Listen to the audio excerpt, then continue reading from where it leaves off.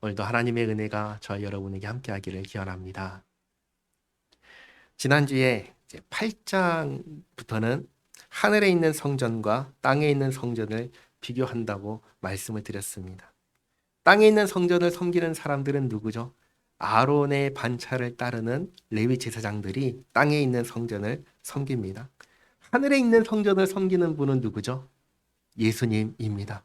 멜기세덱의 반차를 따르는 대제사장이신 예수님입니다. 땅에 있는 성전과 그걸 섬기는 제사장 제도는 전부 다 첫 언약, 옛 언약에 속한 것입니다. 그리고 하늘에 있는 성전과 그것을 섬기는 예수 그리스도는 모두 새 언약에 속한 것입니다.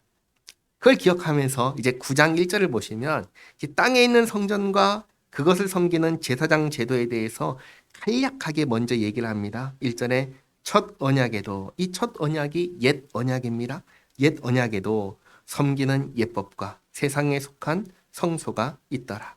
예비한 첫 장막이 있고 그 안에 등잔대와 상과 진설병이 있으니 이는 성소라 일컫고 또 둘째 휘장 뒤에 있는 장막을 지성소라 일컫나니 금향로와 사면을 금으로 싼 언약궤가 있고 그 안에 만나를 담은 금 항아리와 아론의 쌍난 지팡이와 언약의 돌판들이 있고 그 위에 속죄소를 덮는 영광의 그릇들이 있으니 이것들에 관하여는 이제 낱낱이 말할 수 없노라. 여기 이제 낱낱이 말할 수 없다라고 한 이유는 이게 주제가 아니기 때문입니다. 몰라서가 아니라 이걸 가지고 길게 이야기할 수가 없어서 여기까지만 얘기하겠다라고 얘기를 한 겁니다. 이게 중요한 건 이제 6절부터죠.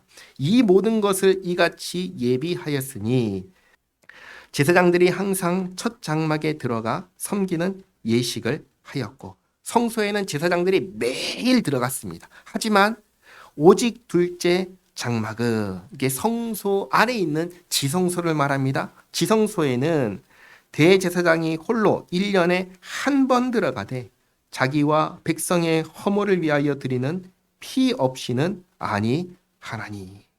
피 없이는 지성소에는 들어갈 수가 없다는 겁니다. 그리고 한 번 들어갔다고 끝나지가 않고 매년마다 반복해서 피를 가지고 들어가야 했습니다. 8절에 성령이 이로써 보이신 것은 첫 장막이 서 있을 동안에는 성소에 들어가는 길이 아직 나타나지 아니한 것이라. 성소에는 들어갈 수 있었죠. 성소에는 들어갈 수 있었지만 이렇게 한계가 있었다라는 겁니다. 그래서 사실은 성소에 들어가고 지성소에 들어가면 거기에 누가 임재하시냐면 하나님께서 임재하시는데 하나님을 우리가 지금 이렇게 얼굴로 마주보듯 볼 수가 없었다. 하나님께 그렇게 나아갈 수가 없었다. 그 얘기를 지금 하는 겁니다. 9절에 이 장막은 현재까지의 비유니 이에 따라 드리는 예물과 제사는 섬기는 자를 그 양심상 온전하게 할 수 없나니. 계속 얘기하지요. 옛 언약에 속한 제도는 우리를 온전하게 할 수 없다. 그래서 이런 것은 먹고 마시는 것과 여러 가지 씻는 것과 함께 육체의 예법일 뿐이며 개혁할 때까지 맡겨둔 것이니라. 율법에 나오는 다양한 법들, 의식법, 제사법, 음식법, 절기법 등은 전부 다 언제까지 맡겨둔 거냐? 개혁할 때까지 맡겨둔 것입니다. 그래서 개혁할 때에는 그 역할이 이제 끝나는 것이죠. 근데 여기서 한 가지 오해를 하지 말아야 될 것이 있습니다. 그게 뭐냐? 개혁할 때까지 맡겨뒀다. 그럼 개혁할 때는 그럼 율법 전체가 다 끝나버리는 거냐? 그게 아니라는 겁니다. 십계명으로 대표되는 도덕법 여전히 유효합니다. 이 도덕법은 어떤 역할을 하지요? 우리에게 하나님의 백성은 어떻게 살아야 되는지를 가르쳐주는 중요한 지침입니다. 이것마저 끝났다고 해버리면 하나님의 백성 어떻게 사는지 어떻게 알 수 있어요? 알 수가 없지요. 도덕법은 여전히 유효한 겁니다. 의식법, 제사법, 음식법, 절기법 이런 것들은 다 끝났지만 도덕법은 여전히 유효하다. 자, 옛 언약에 속한 것은 개혁할 때까지 맡겨둔 거라고 했습니다. 그래서 이것을 그림자라고 합니다. 그리고 이제는 실체가 오셨습니다. 그게 누구죠? 예수님께서 오셨습니다. 그래서 11절에 그리스도께서는 장래의 좋은 일에 대제사장으로 오사 손으로 짓지 아니한 것 곧 이 창조에 속하지 아니한 더 크고 온전한 장막으로 말미암아. 이 장막이 뭐냐면 하늘에 속한 장막입니다. 온전한 장막으로 말미암아 염소와 송아지의 피로 하지 아니하고. 땅에 있던 성소의 대제사장은 염소와 송아지의 피를 가져야 비로소 지성소에 들어갈 수가 있었는데, 예수님은 염소와 송아지의 피로 하지 않으시고 오직 자기의 피로 영원한 속죄를 이루사. 이게 어디서 일어났죠? 십자가에서 일어난 일입니다.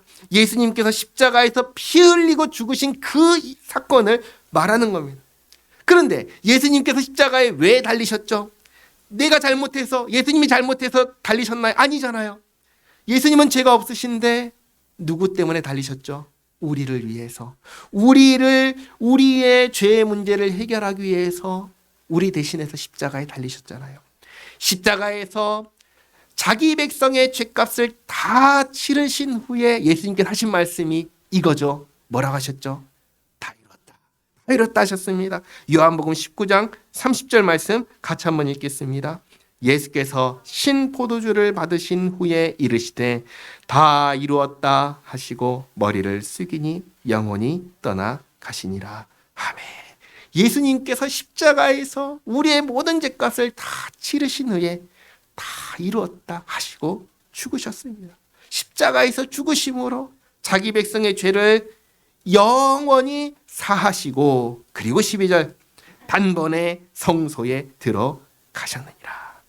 단번에 들어가셨다는 것은 더 이상 반복해서 들어가지 않는다는 겁니다. 지상에 있는 대제사장은 반복해서 매년 들어가야 됐는데 예수님은 그렇지 않다. 단번에 들어가셨다. 이 한 번으로 온전함을 이루셨다. 13절 염소와 황소의 피와 및 암송아지의 죄를. 염소와 암소의 피는 이해가 되죠. 근데 암송아지의 죄는 뭘까요? 암송아지의 죄가 뭐냐면 민수기 19장을 보면 나오는데, 하나님께서 암송아지의 죄를 만들게 하셨어요. 이 죄는 어디에 쓰냐? 물에 넣어가지고 부정을 씻는 잿물로 사용하게 했어요. 부정한 사람에게는 이걸 발라가지고 그 부정을 씻게 하시는 용도로 암송아지의 죄를 만들게 하신 거예요.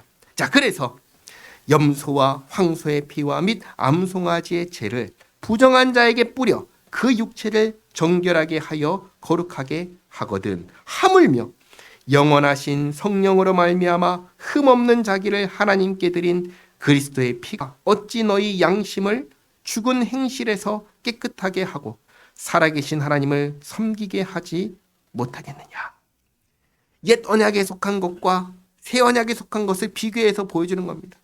옛 언약에 속한 제도를 따라도 이 육체는 정결하게 하고 거룩하게 했다면, 새 언약에 속한 흠없는 예수님의 피는 우리를 어떻게 하는가? 겉만 깨끗하게 아니라 우리의 속까지 죽은 행실에서 양심을 깨끗하게 하고, 그리고 살아계신 하나님을 섬기게 만든다. 새 언약에 속한 것이 그렇게 한다는 것입니다. 자, 그리고 15절을 잘 보셔야 됩니다. 15절 이로 말미암아 그는 새 언약의 중보자시니 이는 첫 언약 때에 범한 죄를 속량하려고 죽으사. 첫 언약 때에 죄를 범한 사람들이 누구일까요? 이방인일까요? 이스라엘일까요? 이스라엘 사람들입니다. 시내산 언약을 옛 언약이라고 부르는 거예요. 그 언약을 맺은 사람이 누구예요? 이스라엘이잖아요. 지금 이 편지를 누구에게 쓰고 있는지를 잊지 마셔야 됩니다. 이 편지 누구에게 쓰고 있죠? 이스라엘 사람들입니다. 그런데 예수 믿는 이스라엘 사람들인데 옛 언약으로 돌아가려고 하는 이스라엘 사람들에게 쓴 편지가 이 편지예요. 15절 말씀은 새 언약의 중보자이신 예수님께서는 옛 언약에 속하여 거기에서 죄를 범한 사람들까지도 속량하기 위해서 죽으셨다라고 지금 말씀하고 계시는 거예요. 그러니까 이런 겁니다. 예수님은 죽으실 때 누구를 위해서 죽으셨냐? 이방인 가운데 예수님의 백성을 속량하기 위해서 죽으셨습니다. 동시에 옛 언약에 속한 이스라엘 자기 백성 가운데 있는 죄를 속량하기 위해서도 죽으신 겁니다. 그래서 옛 언약으로서는 온전해지지 못하는 이스라엘을 새 언약에서 예수님 안에서 온전하게 하셨다. 그게 15절 말씀입니다. 다시 말씀드립니다. 우리가 가끔 이런 질문을 합니다. 어떤 질문을 하냐면 구약의 이스라엘 사람들은 어떻게 구원받았습니까? 이 질문하지요. 어떻게 구원받았을까요? 그들도 예수님 믿어서 구원받았을까요? 그게 맞다는 겁니다. 그 15절 말씀이 그거예요. 구약의 이스라엘 사람들도 예수님 믿어서 구원받았습니다. 그것을 알려주는 거예요. 근데 정확하게는 이런 거죠. 하나님께서 약속하신 구원자를 믿어서 구원받았습니다. 예수님이라는 이름의 뜻이 뭐예요? 구원자입니다. 이걸 잊지 마셔야 돼요. 구약에 있는 사람들도 장차 하나님께서 약속하신 그 구원자가 오셔서 우리를 구원하실 거야. 믿고 그 믿음으로 구원받았다는 거예요. 그 믿음 그대로 예수님께서 오셔서 그 믿음을 가졌던 구약에 속했던 이스라엘 백성들도 구원하셨다. 그게 15절 말씀입니다. 그러면 이렇게 하신 이유가 무엇이냐? 부르심을 입은 자로 하여금 영원한 기업의 약속을 얻게 하려 하심이라. 부르심을 입은 자가 누구냐면 하나님께서 내 백성으로 택하신 사람들입니다. 예수님 안에서 자녀 삼으신 사람들입니다. 사도 베드로가 이것을 아주 분명하게 선포했습니다. 사도행전 2장 38절에서 40절까지 말씀 같이 한번 읽겠습니다. 베드로가 이르되 너희가 회개하여 각각 예수 그리스도의 이름으로 세례를 받고 죄 사함을 받으라. 그리하면 성령의 선물을 받으리니 이 약속은 너희와 너희 자녀와 모든 먼데 사람 곧 주 우리 하나님이 얼마든지 부르시는 자들에게 하신 것이라 하고 또 여러 말로 확증하며 권하여 이르되 너희가 이 패역한 세대에서 구원을 받으라 하니 아멘. 자, 하나님께서 부르신 사람은 이 말씀을 들었을 때 어떻게 반응할까요? 그 말씀을 듣고 한 귀로 듣고 흘려버릴까요? 그러지 않죠. 이 말씀을 듣고 어떻게 반응하냐면 회개합니다. 그리고 예수님의 이름으로 세례를 받습니다. 이렇게 반응한 사람이 그 반응을 볼 때 이 사람이 주님께서 부르신 사람이구나. 이 사람들이 죄 사함을 받고 성령의 선물을 받는 겁니다. 그래서 주님의 자녀가 되고 천국의 상속자가 되는 것입니다. 자, 그리고 다시 한번 15절을 보시면 영원한 기업의 약속이라고 하셨습니다. 그리고 천국의 상속자라고 했습니다. 그렇죠? 상속자. 질문 드리겠습니다. 유산은 언제 받을까요? 유산은 유언한 사람이 죽어야 받습니다. 자, 그럼 천국을 상속받으려면 언제 받을 수 있을까요? 약속한 사람이 죽어야 받습니다. 그러면 우리가 천국을 상속받기 위해서 누군가가 죽어야 되는데 아무나 죽어서 되는 게 아니라 약속한 그가 죽어야 됩니다. 그게 누구시죠? 예수님이시라는 겁니다. 그러니까 예수님의 죽음 안에는 옛 언약에 속한 제사 제도의 완성이 담겨 있고 또 그 죽음 안에는 죄 사함이 담겨 있고 또 그 안에는 영원한 기업을 상속받게 하는 것이 담겨 있는 겁니다. 이게 16절부터 하시는 말씀입니다. 16절 보시면 유언은 유언한 자가 죽어야 되나니 유언은 그 사람이 죽은 후에야 유효한즉 유언한 자가 살아있는 동안에는 효력이 없느니라. 이러므로 첫 언약도 피 없이 세운 것이 아니니. 여기서 피 없다, 피를 흘린다라는 말이 뜻하는 건 뭐냐면 죽음을 뜻하는 겁니다. 죽음을 뜻하는 거예요.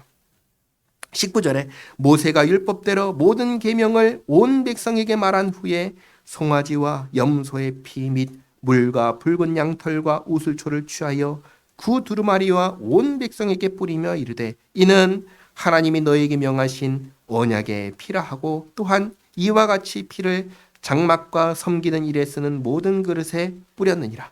율법을 따라 거의 모든 물건이 피로써 정결하게 되나니 피 흘림이 없은즉 사함이 없느니라. 피를 흘린다, 죽음을 말하는 거예요. 그리고 이 죽음 안에는 죄 사함과 영원한 기업의 상속이 있는 거예요. 근데 앞에서는 여기 한 가지를 더해서 옛 언약에 속한 제사제도의 완성을 말했죠. 근데 여기 22절에서는 이게 빠지는 거예요. 왜 이게 빠지냐면 여기까지 22절까지는 옛 언약에 속한 제도이기 때문이에요. 이것을 완성하는 것은 옛 언약에 속한 것을 완성하는 것은 옛 언약에 속할 수가 없겠죠. 그건 새 언약에 속하는 것입니다. 그래서 23절에 그러므로 하늘에 있는 것들의 모형이니까 하늘에 있는 거예요, 땅에 있는 거예요? 땅에 있는 것입니다. 땅에 있는 것들은 이런 것들로서, 이런 것들은 송아지와 염소의 피를 말합니다. 이런 것들을 뿌려서 정결하게 할 필요가 있었으나 하늘에 있는 그것들은 이런 것들보다 더 좋은 제물로 할지니라. 더 좋은 제물이 뭐죠? 예수님입니다. 예수님. 이 땅에 있는 것은 소, 황소, 송아지의 피지만 더 좋은 제물, 하늘에 속한 더 좋은 제물은 뭐냐? 예수님입니다. 예수님. 그래서 24절 그리스도께서는 참 것의 그림자인 손으로 만든 성소에 들어가지 아니하시고, 다시 말해 예수님은 땅에 있는 성소에 들어가지 아니하시고 바로 그 하늘에 들어가사 이제 우리를 위하여 하나님 앞에 나타나시고, 이게 예수님께서 부활하고 승천하신 일을 말합니다. 그리고 25절 대제사장이 해마다 다른 것의 피로써 성소에 들어가는 것 같이 자주 자기를 드리려고 아니하실지니, 다르게 말하면 예수님의 이 십자가 사건은 반복되지 않는다는 겁니다. 만약에 반복돼야 한다면 26절 그리하면 그가 세상을 창조한 때로부터 자주 고난을 받았어야 할 것이로되, 반복되어야 한다면 창조 때보다 오늘까지, 오늘날에도 계속해서 십자가의 죽음을 반복하셔야 하지만 그것이 아니기 때문에 이제 자기를 단번에, 단 한 번으로 끝나는 겁니다. 단번에 제물로 드려 죄를 없이 하시려고 세상 끝에 나타나셨느니라. 세상의 끝이니 종말이죠. 우리가 살고 있는 이 시대는 종말의 시대입니다. 그리고 27절 한 번 죽는 것은 사람에게 정해진 것이요 그 후에는 심판이 있으리니. 심판이 있다는 것을 아는 사람이 누군 줄 아세요? 우리들입니다. 우리들만이 심판이 있다는 것을 정확하게 합니다. 세상 사람들은 심판이 있는지 모릅니다. 알아도 분명하게 알지 못합니다. 있을지도 몰라, 이 정도 수준이에요. 하지만 우리는 아니에요. 우린 죽음 이후에 분명하게 심판이 있다는 것을 압니다. 예수님을 믿는 사람이든 믿지 않는 사람이든 한 번은 반드시 죽습니다. 그리고 그 후에는 또 반드시 심판이 있습니다. 자, 그런데 여기 27절에서 중요한 것은 한 번 죽는다라는 거예요. 모든 사람이 몇 번 죽어요? 한 번 죽잖아요. 한 번 죽기 때문에 28절 이와 같이 그리스도도 많은 사람의 죄를 담당하시려고 단번에 들이신 바 되셨고, 단번에 들이셨다. 모든 사람이 한 번 죽는 것처럼 예수님께서도 단 한 번의 죽음으로 속죄 사역을 완전히 이루셨다. 그 얘기를 하는 겁니다. 구원에 이르게 하기 위하여 죄와 상관없이 자기를 바라는 자들에게 두 번째 나타나시리라. 두 번째 나타나시는 게 바로 예수님께서 다시 오시는 날, 재림의 날입니다. 주님께서 다시 오시는 날, 그날에 최후 심판이 이루어지게 될 것입니다. 자, 그리고 28절에서 죄와 상관없이 예수님의 오심을 바라는 자들이 누구일까요? 우리들이죠. 저와 여러분입니다. 우리들입니다. 우리는 그래서 우리 모두는 다 언제나 이걸 마음에 품고 살아갑니다. 뭐냐면 주님 어서 오시옵소서. 주님 어서 오시옵소서. 왜 우리는 주님께서 오시길 기다리죠? 주님께서 오시면 무슨 일이 일어나요?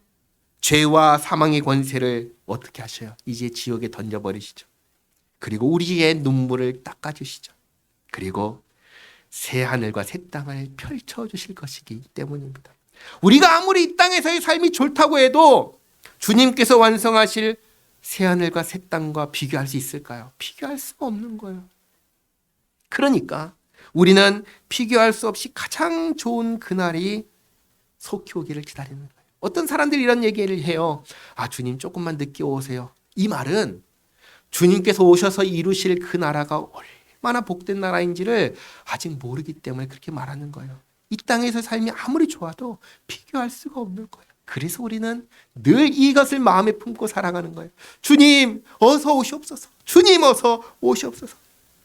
그날이 주님 오시는 날이기에 우리는 죄와 상관없이 예수님의 오심을 바라면서 주님 어서 오시옵소서, 이 마음으로 살아갑니다.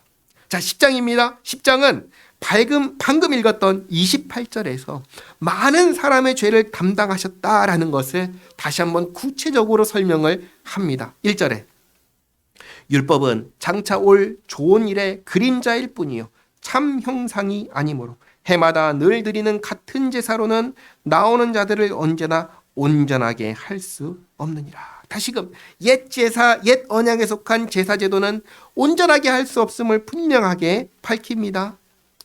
그리고 만약에 옛 언약에 속한 제사 제도가 우리를 온전하게 한다면 일어났어야 하는 일을 2절에서 말하는 거예요. 2절에 그렇지 아니하면 섬기는 자들이 단번에 정결하게 되어 다시는 죄를 깨닫는 일이 없으리니 어찌 제사 드리는 일을 그치지 아니하였으리요.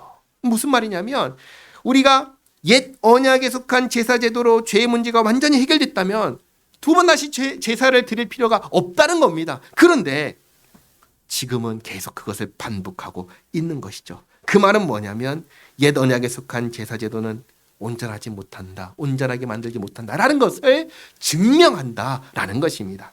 3절에 그러나 제사 드리는 일을 그치지 않는 이유는 이 제사들에는 해마다 죄를 기억하게 하는 것이 있나니 이는 황소와 염소의 피가 능히 죄를 없이 하지 못함이라. 이렇게 해마다 내가 또 죄를 지었구나 깨닫고 속죄의 제사를 드려야 했습니다. 5절에 그러므로 주께서 세상에 임하실 때 이르시되 하나님이 제사와 예물을 원하지 아니하시고 오직 나를 위하여 한 몸을 예비하셨도다. 하나님을 위하여 예비된 한 몸 누구죠? 예수님을 말합니다. 하나님께서 번제와 속죄제는 기뻐하지 아니하시나니 이에 내가 말하기를 하나님이여 보시옵소서 두루마리 책에 나를 가리켜 기록된 것과 같이 하나님의 뜻을 행하러 왔나이다 하셨느니라. 하나님의 뜻을 행하기 위하여 이 땅에 오신 분이 누구세요? 예수님.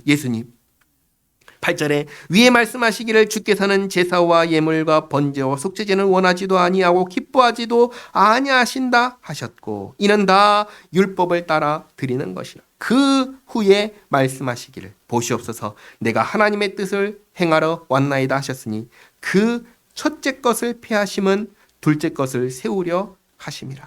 첫째 것이 뭐죠? 첫째 것은 옛 언약입니다. 둘째 것은 뭐죠? 새 언약입니다.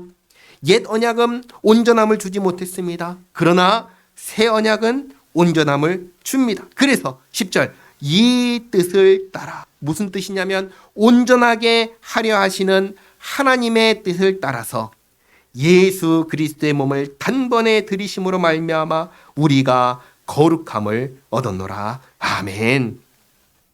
제사장마다 매일 서서 섬기며 자주 같은 제사를 드리되 이 제사는 언제나 죄를 없게 하지 못하거니와 오직 그리스도는 죄를 위하여 한 영원한 제사를 드리시고 하나님 우편에 앉으사 그 후에 자기 원수들을 자기 발등상이 되게 하실 때까지 기다리시나니 다시 말해 재림하실 때까지 기다리시나니 그가 거룩하게 된 자들을 한 번의 제사로 영원히 온전하게 하셨느니라. 그래서 예수 믿는 우리는 예수님 안에서 죄의 사함을 받고 의롭다 여김을 받게 된 것입니다. 이것은 법적으로 다 처리가 된 거예요. 공문서로 홍진영 죄 사함 받았다 도장 콱 찍힌 거예요. 그러면 누가 너 죄 있어 라고 해도 그 말이 효력이 있나요? 없지요. 왜요? 법적으로 끝났거든요. 그 얘기를 하시는 겁니다. 자, 그런데 말입니다. 새 언약 안에서 다 끝나는데 이걸 버려버리고 다시 옛 언약으로 돌아가면 어떻게 돼요? 옛 언약 안에서는 온전함을 이룰 수 있다고 했어요? 없다고 했어요? 없다고 했죠. 돌아가면 어떻게 돼요? 망해버리는 겁니다. 그래서 15절에 또한 성령이 우리에게 증언하시되, 성령께서 증언하셨다는 말은 선지자를 통해서 말씀하셨다는 거예요. 16절과 17절은 성령께서 예레미야 선지자를 통해서 증언하신 말씀입니다. 주께서 이르시되 그 날 후로는 그들과 맺을 언약이 이것이라 하시고 내 법을 그들의 마음에 두고 그들의 생각에 기록하리라 하신 후에 또 그들의 죄와 그들의 불법을 내가 다시 기억하지 아니하리라 하셨으니 이것들을 사하셨은즉 다시 죄를 위하여 제사 드릴 것이 없느니라. 아멘. 이렇게 해서 9장 28절에서 그리스도 많은 사람의 죄를 담당하시려고 단번에 들으신 바 되셨다. 이 말씀을 이제 설명했습니다. 자, 오늘 말씀은 우리에게 아주 중요한 몇 가지 사실을 가르쳐 주십니다. 첫째는 뭐냐? 예수님 안에 있으면 더 이상 속죄의 제사가 필요하다, 필요 없다? 필요 없다는 사실입니다. 이 사실이 누구보다 필요한 사람이 있습니다. 그게 누구냐면 지금 마음이 흔들려가지고 예수님을 떠나서 유대교는 예수님을 인정해요? 인정하지 않아요? 인정하지 않아요. 예수님을 구원자로 받아들이지 않는 유대교로 돌아갈까 고민하고 있는 이 히브리인들에게 이 말씀이 가장 필요했습니다. 계속 말씀드립니다. 이 편지의 1차 독자는 우리들이 아니에요. 물론 우리를 위해서도 주신 말씀이지만 이 편지를 누구에게 보낸 거냐면 예수 믿는 히브리인들에게 보낸 겁니다. 그들에게 계속해서 말씀하시는 거예요. 예수님이 없는 유대교는 옛 언약에 속한 것이고 예수님이 계신 기독교는 새 언약에 속한 것이다. 옛 언약에 속한 것으로는 온전해질 수 없다. 새 언약에 속한 것으로 예수님을 통해서만이 온전해질 수 있다. 이것을 계속해서 말씀하시는 겁니다. 자, 둘째로 더 놀라운 사실인데 옛 언약에 속한 사람들도 어떻게 온전해졌어요? 예수님을 믿음으로 온전해졌고 구원받았다는 사실입니다. 아까 읽었죠? 히브리서 9장 15절 말씀인데 예수님께서 오심은 첫 언약 때 범한 죄를 사하시려고 오셨고 죽으셨다라고 하셨습니다. 이 말씀은 예수님의 죽음의 효력이 옛 언약에 속한 사람들에게까지 미친다라는 말씀이에요. 앞에서도 말씀드렸다시피 구약 시대에 사는 사람들은 예수님을 알까요? 모를까요? 모르죠. 왜 몰라요? 왜 모르죠? 미래에 오실 분이잖아요. 아브라함 때라고 하면은 2000년 뒤에 오실 분이란 말이죠. 알 수가 없죠. 그러나 한 가지는 확실합니다. 그게 뭐냐? 하나님께서 약속하신 구원자가 언젠가는 올 거야. 구약 시대에 사는 사람들 전부 다 하나님께서 약속하신 구원자를 믿고 구원받은 것. 그러니 유대교로 돌아갈 필요가 있나요? 없나요? 없다는 겁니다. 왜냐하면 예수님이 바로 그 하나님께서 약속하신 구원자이시기 때문입니다.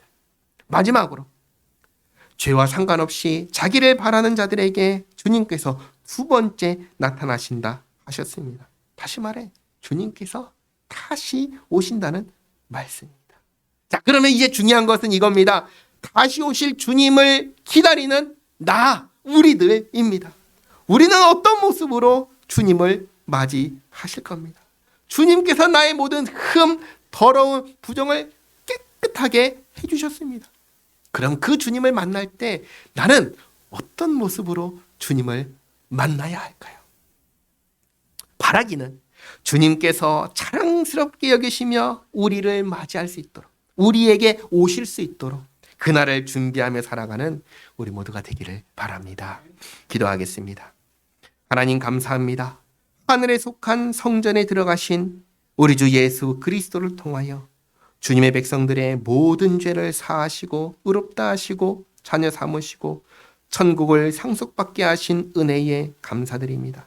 이 모든 은혜가 예수님 안에서 주어졌음을 분명하게 알게 하시니 감사드립니다. 저희 모두가 이제 다시 오실 주님을 기다립니다. 그리고 그날을 준비합니다. 주님 오셨을 때 저희를 보시며 자랑스럽게 여기시고 기뻐하실 수 있도록 이 땅에서의 삶을 정의롭게, 자비롭게, 겸손하게 주님 말씀에 순종하며 살게 하옵소서. 그렇게 주님의 기쁨이요 또 주님을 영화롭게 하며 살아가는 저희 모두가 되게 하옵소서. 예수님의 이름으로 기도하옵나이다. 아멘.